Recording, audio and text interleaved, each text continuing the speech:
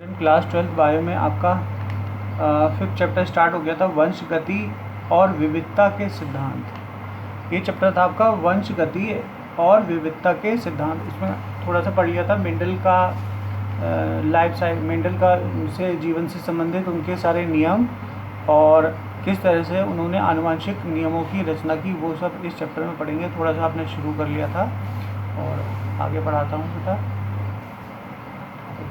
वो आनुवंशिकता और विभिन्नता दोनों एक ही आधारभूत प्रक्रिया के पहलू हैं, जेनेटिक्स कहलाते हैं। जेनेटिक्स मीन्स आनुवंशिकता। आनुवंशिकता शब्द का प्रयोग सर्वप्रथम विलियम वेटसन ने 1905 में किया था। इस विषय पर सबसे महत्वपूर्ण कार्य ग्रेगर जॉन मेंडल ने किया, 1886 में प्रकाशित हुआ था। आज मेंडल को आनुवंशिकता का पिता, फादर ऑफ जेनेटिक्स के नाम से जाना जाता है। मेंडलीय आनुवंशिक या वंशगति क्या है? Mendelian inheritance.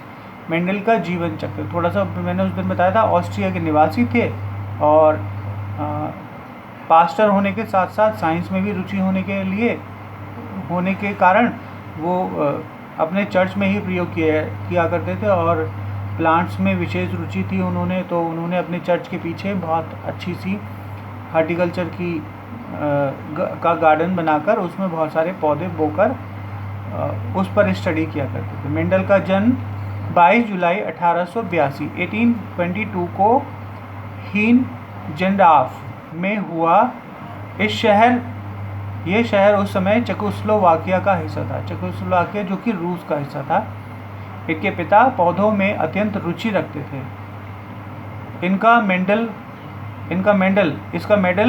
मेंडल पर काफ़ी प्रभाव पड़ा। मेंडल ने 1847 में ब्रून शहर में पादरी बनने के लिए गए। इनको धार्मिक पादरी का खिताब ग्रीगर दिया गया। क्या दिया गया बच्चों? ग्रेगर दिया गया। और उसके बाद इसी नाम से जाने गए। 1891 में जब वे पादरी ही थे, उन्हें वियना विश्वविद्यालय में प्राकृतिक विज्ञान, नेचुरल साइंस पढ़ने के लिए भेजा गया। 1854 से 14 वर्ष तक उन्होंने ब्रून मॉडल स्कूल में भौतिक तथा प्राकृतिक विज्ञान पढ़ाया, टीचिंग भी की।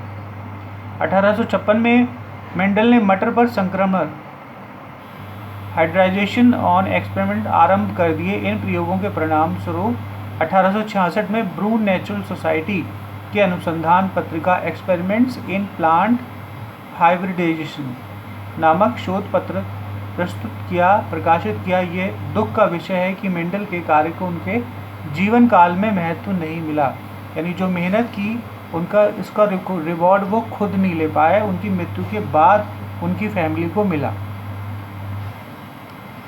1884 में मेंडल की मृत्यु एक असफल वैज्ञानिक के रूप में हुई।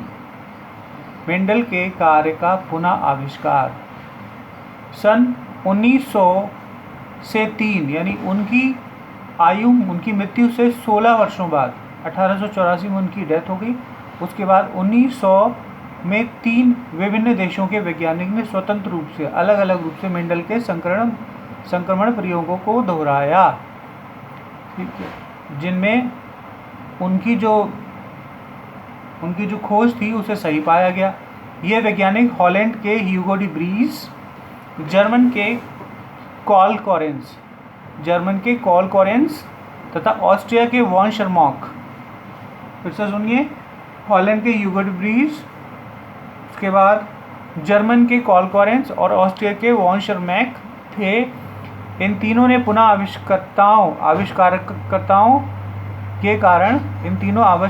आविष्कारकर्ताओं के कारण मेंडल आज विश्व प्रसिद्ध हैं और इन्होंने ईमानदारी से उनके नियमों का ही नाम दिया। मेंडल के कार्य और उन्हें father of the genetics prove करवाया। मेंडल के कार्य को एक आधारभूत सार्वत्रीकरण, फंडामेंटल जनरलाइजेशन, प्रभाविता तथा आनुवंशिकता के 2 नियम, विसंयोजन का नियम, स्वतंत्र अभ्यूहन का नियम, प्रभाविता का नियम और स्वतंत्र अभ्यूहन का नियम, और पृथक्करण का नियम, ये तीनों नियम उन्हीं के द्वारा प्रकाश में आए। नेक्स्ट टाइम में बच्चों आगे बढ़ते हैं। ओके बच्चों।